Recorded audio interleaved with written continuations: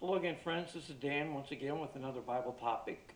This time I'm back in the Old Testament, and we're talking about a guy named Habakkuk or Habakkuk, depends on how you want to say it. You say tomato, I say tomato. Um, he was what we call a minor prophet.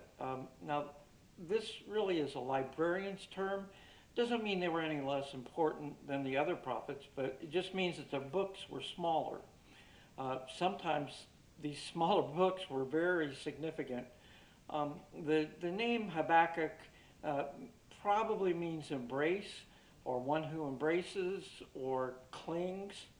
Now, Judah, the southern kingdom, had witnessed the destruction of the northern kingdom, Israel, earlier by the Assyrians.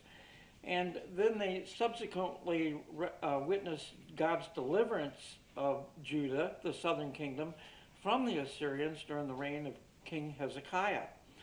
They then had to endure the evil reign after Hezekiah of his son Manasseh, who put the prophet Isaiah to death, according to legend. The story is that Isaiah was sawn in two.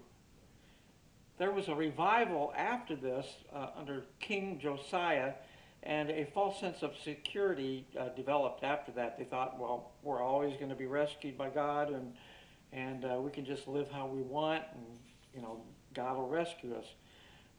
The people thought they were just protected, but they were warned, and they weren't protected. Habakkuk hears from the Lord sometime around 605 to 610 BC. He knows that the Babylonians, who they also call the Chaldeans, are coming to mete out God's judgment. He questions the Lord, but eventually comes to accept that, even though they are more wicked, actually, than Judah. But they are God's instrument for judgment.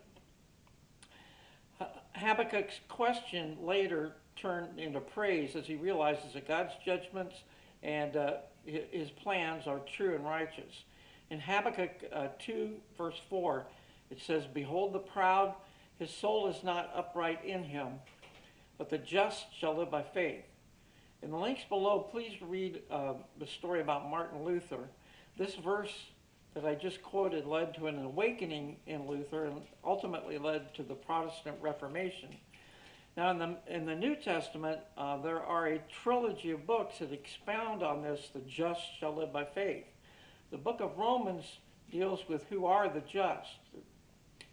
Galatians explains how they should live, and the book of Hebrews describes how to live by faith. I got the links below, and may God richly bless you.